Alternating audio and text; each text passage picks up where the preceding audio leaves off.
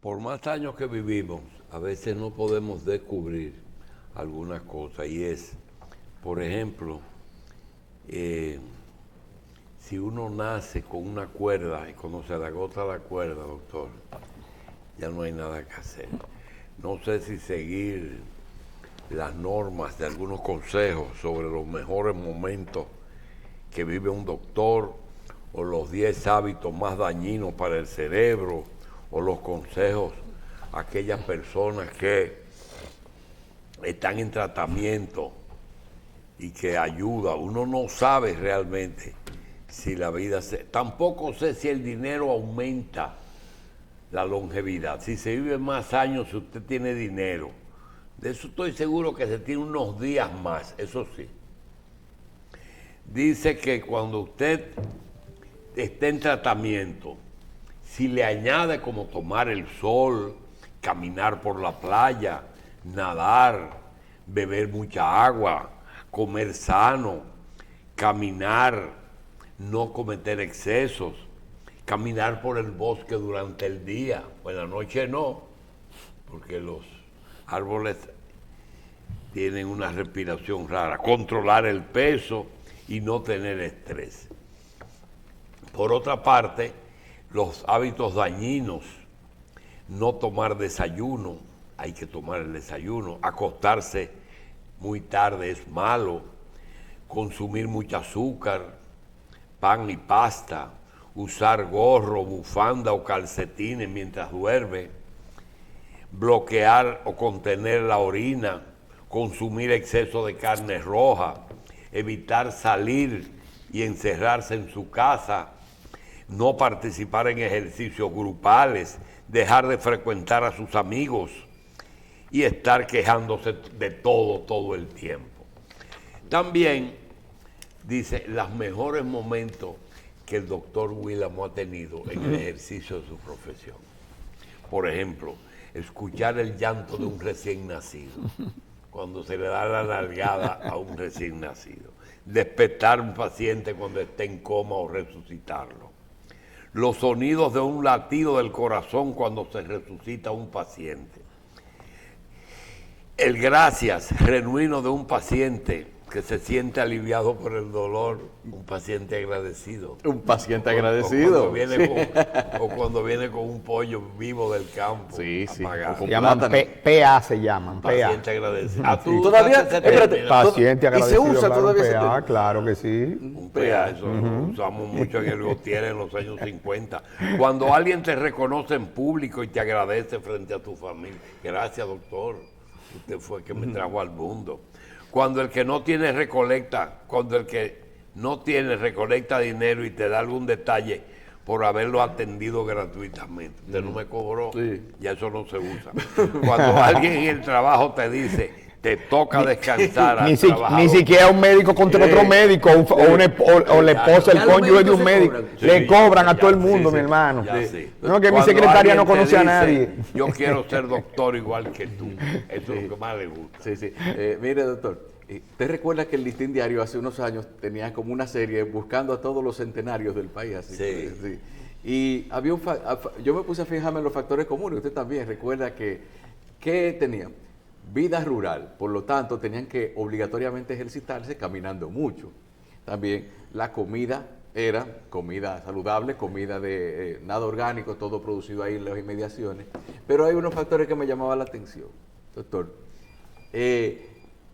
No veían muchos medios de comunicación, o sea, no tenían tantas preocupaciones y sobre todo casi no iban al médico. Eso es una de las razones. Doctor, adelante. Bueno, sí, hay una historia que siempre me hacía mi tío, el doctor Irujo, Ramón Irujo, que me dice él que le decía a un profesor, que le decía a los pacientes, usted tiene que ir al médico porque el médico tiene que vivir. Después tiene que ir a la farmacia porque el farmacéutico tiene que vivir. Cuando usted llegue a su casa, bote los medicamentos porque usted también tiene que vivir. Sí. O sea que había una cadena de necesidades para vivir que muchos no la siguieron en términos de los negocios en la República Dominicana en el sector salud.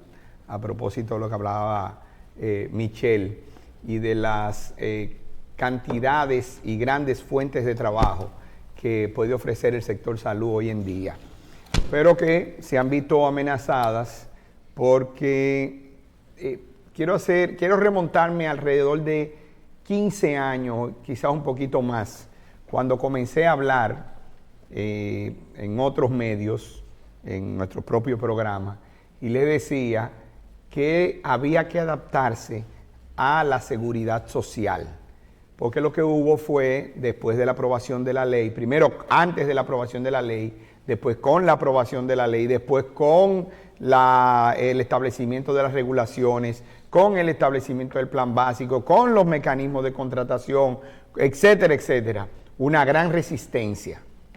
Y yo decía, el que no se adapta se va a quedar afuera, que fue lo mismo que Michelle hablaba de muchas profesiones. El que no se adaptó, el que no entendió que la vida digital no era real y que tenía que seguir análogo, editando, se quedó fuera. Y hoy en día también pasa lo mismo con la medicina y la inteligencia artificial. Esa va a ser otra fase de una cantidad de gente desplazada por resistirse al cambio. La resistencia al cambio es parte del cambio, dicen los gurús del cambio, valga toda esa redundancia. Bueno, yo decía que muchas clínicas iban a salir del mercado y que en 10 a 15 años la mayoría de nuestras clínicas iban a pertenecer o a corporaciones extranjeras que iban a venir y sabían lo que tenían que hacer desde el punto de vista de administrar un centro médico, un hospital privado, porque ya tenían la experiencia y porque sabían lo que era organizarse para manejar volúmenes y para manejar también tarifas controladas por la seguridad social, porque la medicina privada iba a acabarse. Bueno, ¿qué pasa? Si nosotros nos remontamos al principio de la seguridad social, los médicos sentían que estaban atrapados entre los seguros y las clínicas. Recuerden que muchos seguros pagaban a través de las clínicas. Y las clínicas, hasta en estos días, parte de las que desaparecieron, no pagaban inmediatamente a los médicos. O sea, retenían esos dineros y con esos dineros hacían un poco de su bicicleta financiera. Hay una cosa que quería pasarte, y es que tú te recuerdas por qué nace en la zona franca. La zona franca en Estados Unidos, lo importante era tener un precio bajo en mano de obra. Entonces ellos, para abaratar eso, en vista de que no podían ir a esa mano de obra barata allá porque los americanos lograron un nivel muy alto, entonces ellos llevaron la fábrica a países pobres. Esos hospitales americanos que te dicen que hacen acuerdos con hospitales dominicanos, es una especie de zona franca de salud, porque su tecnología evitan que tú tengas que coger dinero, viajar, a veces no tiene visa, a veces, sin embargo, si te ponen el procedimiento aquí, lo resuelve y ellos ganan, tienen volumen y nosotros no tenemos ese gasto. Es decir, que no es que eso es correcto, es que esa es la razón por la que ellos lo hacen. Bueno. Y todos los días es más frecuente. Así es. Pero tu preocupación hace día es preocupante porque es que cada día hay más clínicas y dice, eso es mala administración de los doctores, ¿es verdad?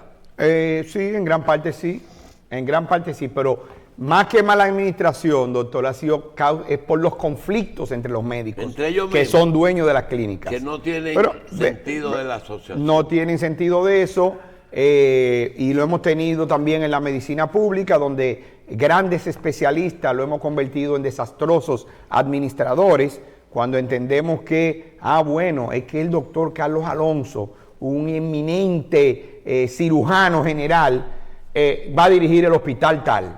Hermano, él es lo que es un buen cirujano. El tipo no tiene idea de lo que es dirigir un hospital y administrar. Entonces lo ponemos ahí, es un fracaso administrativo, pero también perdimos a un buen cirujano que dejó de operar.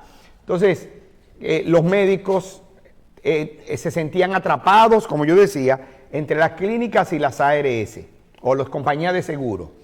Llega la seguridad social. ¿Qué pasa? Las clínicas, cuando no se adaptan a los mecanismos fiscales nuevos, sobre todo cuando llega el famoso comprobante fiscal, entonces dicen, wow, espérate, que ahora yo no solo tengo que pagarle al médico lo que lleva, sino que tengo que organizar mi contabilidad de una manera donde yo pueda tengo que convertirme en un agente de retención para pagar los impuestos que les retengo, el famoso 10% en horarios profesionales, más entonces también tener toda una burocracia administrativa. Y empezaron los médicos a decir, yo no quiero que mi dinero se quede atrapado ahí en la clínica durante 3, 4 meses para que me paguen, que a veces no sabían cuánto le estaban pagando porque el médico era muy desorganizado en ese sentido sobre cuánto tenía facturado, cuántos pacientes vio, cuánto internó, etcétera, etcétera. Ahora, ¿qué pasó? Los médicos empezaron a decir, no, yo quiero mi contrato individual, lo que le pusieron después el famoso nombre de código, que no es un código, el código es un identificador que te pone la compañía de seguro, en este momento la ARS, pero se ha utilizado como un sinónimo de contrato. Yo quiero mi código. Y las clínicas dijeron, no, yo no quiero esa complejidad administrativa, por lo tanto, dale el código a los médicos y págale directo a ellos. Ajá, se perdió el control total y empezaron entonces los médicos a controlar el negocio. Controlaron el negocio dentro de las clínicas y después han controlado el negocio con todo el sistema de seguridad social y con las ARS. Y son los que han impuesto las reglas y las normas de cómo funcionan. Y seguimos todos los días teniendo un titular, incluido hoy, donde los médicos, el colegio médico, el sindicato del colegio médico plantea que tan bajita la tarifa y que si hay que hacer una reforma a la seguridad social es para aumentar las tarifas. O sea, que seguimos en esa vorágine de la discusión. El punto es que si nosotros nos remontamos a unos años más atrás, nosotros vimos como clínicas icónicas voy a hablar de Santo Domingo, mientras tanto, desaparecieron. El Centro Médico Dr. Betances. Se fue hace tiempo. Se fue y lo adquirieron un grupo de médicos, todos sin experiencia administrativa, pero empezaron a pelear entre ellos y desapareció. Lo bueno no es eso, es que cuando la van a vender, como cada una de las otras clínicas, entienden que están vendiendo el valor de sus acciones sentimentales. De que cuando se muere el fundador se va también. Pero entonces, no, a mí hay que darme mi dinero hacia a lo que cuestan mis acciones de manera sentimental. No tiene dinero. La clínica tiene una deuda grandísima y usted como socio de la clínica, en la misma proporción que usted es accionista, es responsable de esa deuda. No entienden eso. Clínica San Rafael, un monstruo, un ícono de la medicina, sobre todo de la ginecología y la obstetricia en la República Dominicana. Ahí está cerrada. Conflictos hubo también en otras clínicas importantes ahí en la zona de Gascue, no vamos a dar el nombre, pero todo el mundo sabe quiénes son, y eran conflictos entre los médicos. Pero han logrado sobrevivir aún sin poder ser voy a utilizar la palabra el monstruo, porque tener la fortaleza que podrían tener como negocios, porque aún teniendo 200 y 300 médicos en su plantel, no facturan lo que tienen que facturar. Venían entonces el tiempo de glosas y todo eso. Tuvimos problemas en otras clínicas, como el Centro Médico Real, que en su momento hasta tuvo grupos de médicos, también las cuentas las incautaron y tuvieron problemas, un grupo salió. Entonces, fíjense, hay grupos que salen a montar clínicas y entonces después no la pueden abrir, porque también tenemos proyectos que están ahí sin que hayan podido completarse, ni terminarse ni siquiera las edificaciones, y mucho menos abrirse. Centro Médico Dominicano, lo más grande que existía como negocio de medicina en la República Dominicana. porque tenía un modelo de gestión eficiente desde el punto de vista de cómo los accionistas se articularon. Que una fábrica de papelera, controlaron las diferencias que le cobraban a los pacientes. O sea, había muchas reglas que todos los médicos cumplían. Pero comenzaron las deudas. Y con las deudas comenzaron los conflictos. Y con los conflictos terminaron con el cierre, sin poder vender, sin poder reabrirla, con deudas millonarias que las últimas informaciones hablaban de alrededor de 1.200 millones de pesos en deuda. Pero también tenía 5, 6, 7, 8 de los médicos accionistas una cantidad mínima diciendo que a ellos había que pagarle su dinero en base a lo... No vendían. Y ahí están cerrados, sin posibilidad por el momento de abrir, porque le es más barato. No vendieron. Le es más barato regalarla por la deuda, más lo que hay que reinvertirle a la clínica, que intentar venderla, porque no te vale 2.000 millones de pesos, independientemente de que la infraestructura pueda costarlo.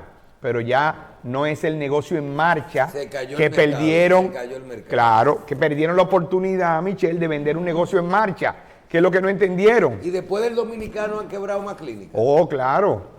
Recientemente porque cerró, yo veo cerró al la presidente de Andeclip quejándose. Sí, y dice que son alrededor de 25 y que vienen otro grupo por ahí.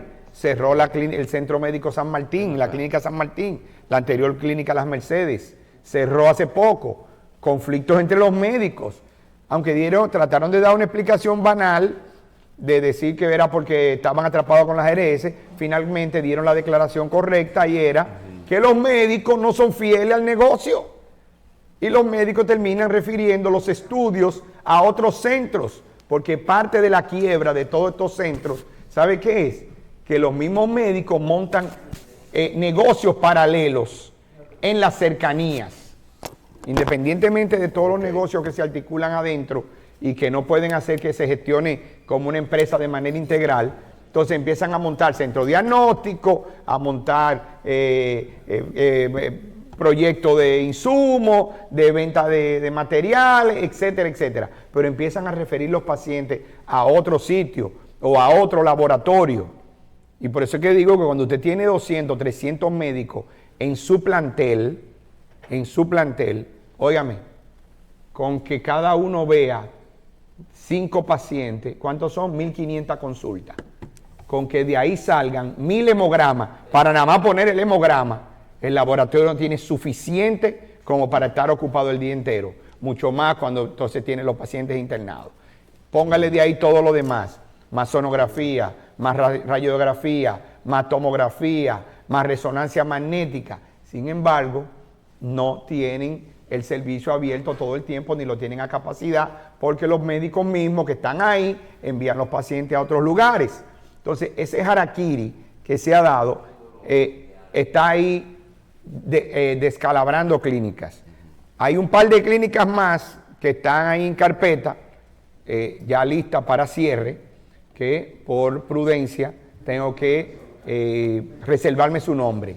No son clínicas nuevas, son clínicas de buen tiempo, son clínicas que están ubicadas en buenos lugares para que comercialmente pudieran estar sobreviviendo, pero sin embargo van camino al cierre. O sea, estamos hablando de un descalabro. Sin embargo, fíjense una cosa importante. Esos centros médicos, los centros médicos que han empezado a surgir en el mercado, puestos por los mismos médicos, son otra modalidad. Nadie quiere tener internamiento y todo el mundo está girando hacia la medicina ambulatoria. ¿Por qué? Porque me quito el compromiso de una clínica abierta 24/7 y eso sigue siendo la gran competencia de las clínicas. Recuerdo que cuando iba a comenzar el Seguro Familiar de Salud, el régimen contributivo, y se iba a iniciar con la atención primaria, donde yo fui parte de un proyecto para instalar, y estábamos terminando de instalar 10 clínicas, La Asociación de Clínicas y muchos de los médicos base nos hicieron una competencia feroz, incluso, no competencia, un trabajo de descrédito en los medios y en las autoridades, al punto de que el gobierno en ese momento de Leonel Fernández jaló para atrás y dijo que la atención primaria no iba hasta el día de hoy. ¿Por qué? Porque ellos decían, es que si me montan los centros de atención primaria, me van a quitar las cosas de las que yo vivo. La clínica no vivía de los grandes procedimientos, vivía de los procedimientos que se dan en atención primaria. La sonografía, un electro, un laboratorio base, un rayo X, etcétera. Entonces, decían, me lo van a quitar. Sin embargo, ellos mismos, los mismos médicos socios, hicieron el negocio aparte, sin que exista atención primaria, y haciéndole un harakiri al punto de que tenemos todas las clínicas quebradas, o gran parte de las clínicas quebradas. Y eso, que le den gracias a Dios que los hospitales públicos no han funcionado de la manera más eficiente todavía, porque con las inversiones que hay en muchas localidades, ningún inversionista privado, criollo, tiene para construir e invertir en equipamiento médico lo que se invierte en un hospital público. Porque el hospital público tiene que poner, por reglas de la ley de compra y contrataciones, no puede comprar un equipo usado, ni lo puede comprar un equipo que ya esté obsoleto. Tiene que comprar tecnología buena. Y ahí tenemos grandes inversiones. Ahí está el Luis Eduardo Aybar, la ciudad sanitaria, la ciudad de la salud. Tenemos en Santiago, aún con sus inconvenientes, el Hospital Cabral Ibáez y muchos otros hospitales que tienen grandes inversiones en tecnología que no la tienen las clínicas privadas. ¿Por qué? Porque el mercado no le da para eso. Sin embargo, sigue haciéndose la competencia, y cuando haya una decisión de un gobierno de verdad poner a funcionar toda esa red pública de manera eficiente, pero también la dirección está mezclada con médicos que son de la práctica privada y tienen que cuidar los intereses. Ahí es entonces donde van a empezar a desaparecer negocios de este tipo. Cuando las clínicas cobraban de manera integral, o sea, lo que algunos le llaman paquete, la proporción entre lo que la clínica facturaba y lo que facturaba el médico era alrededor de 60-40, 70-30, 65-35. O sea, entre 30 y 40% de la factura de un paciente hospitalizado, operado, etcétera, iba a honorarios médicos, y un 60 a un 70% podía ir a la facturación de la clínica. Hoy esa relación se invirtió. Hoy está 80 honorarios, 20 la clínica. 80 en honorarios y 20 en la clínica. Quiere decir que los médicos fueron más inteligentes, han podido generar la facturación, pero a expensas de que la medicina privada esté a riesgo, muy a riesgo de terminar de desaparecer. Y si vamos a todo este otro tema que hemos hablado anteriormente, de la inteligencia artificial, de todo lo que es la nueva tecnología, y la gente que no está dispuesta a actualizarse o a aceptar esto, o a tener los equipos, o a crear el mecanismo donde pueda trabajar con el volumen, y piense que todo va a estar sustentado en una clase premium de pacientes, está muy equivocado. Porque República Dominicana, los niveles de ingresos, el 80% de los trabajadores dominicanos ganan menos de 30,000 pesos. Quiere decir que ese sueño de que todos los centros pueden ser como los centros ambulatorios de algunos de Piantini o de Naco, eso es una falacia, porque eso no da para mantener el volumen. Eso tiene un público que está muy limitado, y la cantidad de médicos que puede darse ese lujo también está limitada. Pero muchos, al igual que pasa con los camiseros dominicanos, que de que son buenos cosiendo en la tienda de fulano de tal, dicen el duro aquí soy yo y me voy a ir a hacer chacabana para afuera y ya yo no quiero hacer chacabana, que el mercado está haciendo a 7,000, 8,000 pesos, no, la mía cuestan 30,000 y después se va a la quiebra. ¿Cómo le pasa a los barberos? El duro soy yo, pero se le olvida que hay un costo administrativo, renta, personal, luz, teléfono, limpieza, impuestos. Ah, no, yo soy el duro aquí porque yo soy el que traigo los clientes. Se va y quiebra y a volver. Entonces, tenemos que mirarnos en ese espejo, porque si no, vamos a tener muchas más desapariciones de clínicas en la República Dominicana. El doctor Mena tiene razón, aunque no están dando las razones correctas. Las razones correctas no son necesariamente las tarifas. Sí, ameritan revisiones en algún punto que sean adaptadas al costo, pero amerita también que las clínicas puedan manejarse de manera integral y que puedan ver los protocolos para que entonces no haya desperdicio, porque el dinero se está quedando en la sobredemanda que no necesariamente está siendo eficiente al sistema de seguridad social.